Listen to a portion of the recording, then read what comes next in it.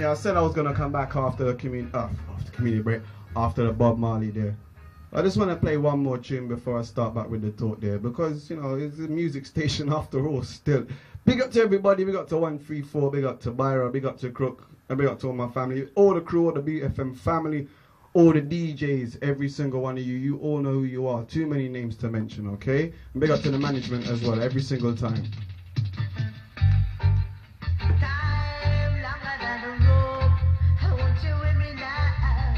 Sounds of the Little John. Some more reality thing in the morning, you know what I mean? Yeah.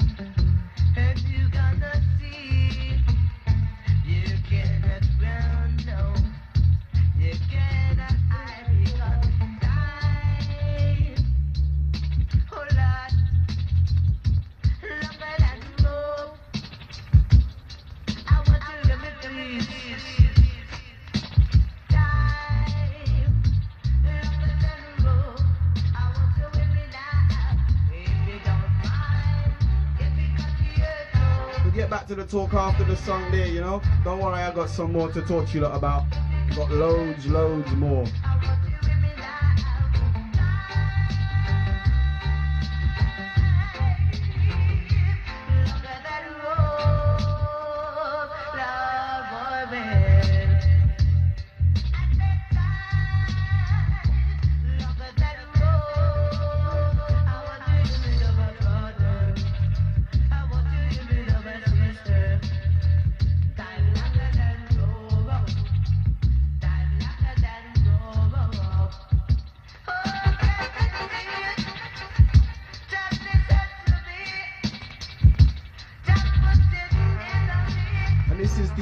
Style of music that I play. That's the only style of music that Crazy D do play on the Beat FM. Love to run some selection, some reggae music, you know.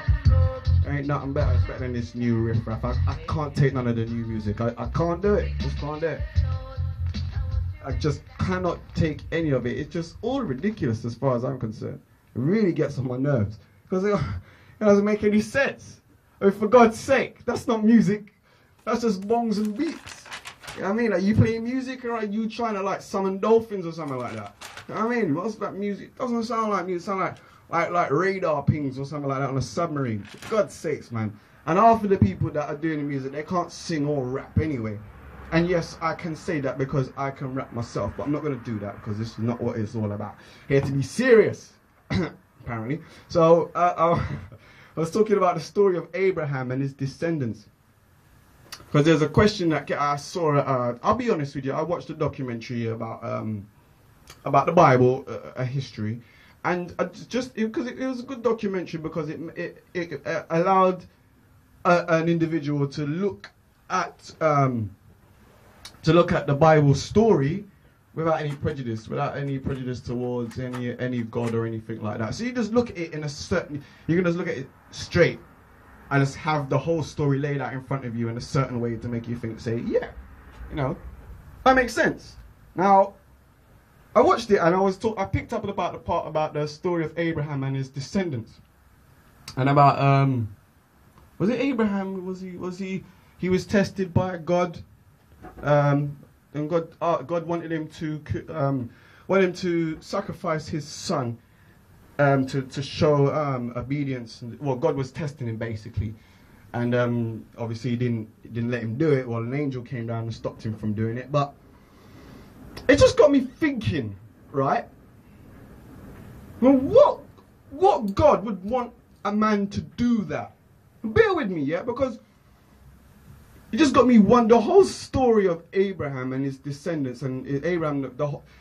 If you want to look to the problem of what we've got right now in the whole world, as far as the war is concerned that we're existing in right now, you have to go to the story of Abraham, because that is the beginning of the problems that we have right now. And I'll tell you why. Because of that sacrifice, or that supposed sacrifice. Because God, whoever God is, wanted Abraham to sacrifice his son. And like, that one thing there has been indoctrined into every single part of religion and being existing in that part of the world and over here in other parts.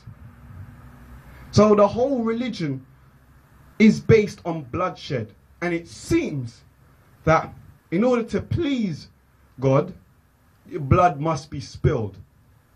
And this got me thinking, you know, why? What kind of God would want that to happen? And if God's got our best interest at heart, then why the sacrifice? Why the pain? Who is the God that Abraham is worshipping? Who is he? Who is this God? Because it cannot be the same God that everybody else is worshipping. You know, the whole story of Abraham and his descendants is soaked in blood. What God would demand this from his disciples? It's supposed to be about truths and rights, not about killing innocent people, sacrificing your own child because God told you so. Well, why would God want to do that? What would be, you know, what would be the outcome? What is the positive to be gained from that situation there? What is to be learned from sacrificing your own son or daughter? What is there to be guessed? Somebody explain that to me. There is nothing to be learnt there. There's only things to be lost. That's what it seems to be. That's what it seems to be like to me. There's only things to be. There is no gain. So I went back to the story again and said, who is Abraham worshipping? Who is the God that is telling him to do this? And this story of Abraham, it also links back to the ancient Sumerians. I don't know. Ask me right now off the top of my head. I can't go on the internet because the computer won't play. It won't let me do it without putting up a fight. So there's a link to Abraham and the ancient Sumerians. I think he went to one of their temples or what have you. But the Sumerians, they had 5,000 different gods that they worshipped and for certain people. Who are these gods? And where did they come from? Right? This is the questions that are not being asked, because Abraham is being told that he must do the bidding of whatever God has told him, that he must sacrifice his child. And then he's just about to do it, and an angel comes and stops him from doing that. And then after that, he's told that he will be the father, and God made a promise to Abraham that he would give him this land, and he would have this land for such a time, and it would be his. God gave him a land cut right in the middle of where somebody else was already living. And then ever since then, there's been bloodshed and war and pestilence and all that stuff over this piece of land. So I come back to the question again. Who the hell is it that is giving these instructions? It cannot be something which is of good? It can't. It's just impossible. If there is one thing in the universe that is consistent, yeah, it is light and dark, good and bad. That is the one thing that is consistent throughout everything in existence and in the universe. So there is no, you can't tell me that whoever it is that is giving Abraham and his family and descendants, it can't, you're not giving them good instructions. You're giving them, you basically giving them free rein to go and murder each other over a piece of land which already, which is, you can't even see it from outer space. And a piece of land that isn't really being worked anyway. It's a piece of, that piece of land, there's so much war and bloodshed that happened on that piece of land in the name of religion and God and what have you, is that the whole land is desolate. It's become a war zone, a barren wasteland, all because of a covenant or a promise that was made to Abraham a long time ago by a God who wanted him to sacrifice his son. Now here's where the story starts to get really complicated. Is the fact that Abraham had two sons, one by his maid Hagar and the other one by his wife Sarah. And the banishment of his son, his maid and his son, is the lineage, the family lineage which the Muslim faith and the foundation descend from. They descend from that lineage there. So they claim that they are the true children of Abraham. But then on the Christian side, they because through Sarah's son, who couldn't have a child before, but through her son, through that part of the family, the Christians, no, not Christians, the Jews claim that Abraham is their father of their nation.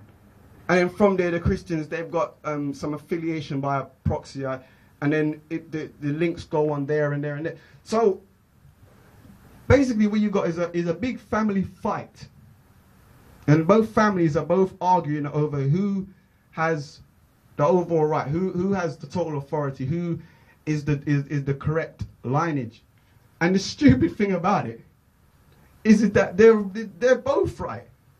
But because of stupid pettiness and man's jealousy and envy, because of emotions and all that stuff that we have no control of, because of all of that, they cannot, for some reason, they can't coexist. One must die. The other one can't exist. The one of them can only succeed. The other one has to go somewhere else. This is the outcome of that event. And it gets even weirder. I mean, I can't explain it in one night, but it gets even weirder. We'll explore it a bit more after the break. And then we'll wrap up the show anyway. I'm here until 6:15 in the morning. Yeah, man, them for know say I be able to representing enough for Beat FM, yeah, man. Them for know Beat FM.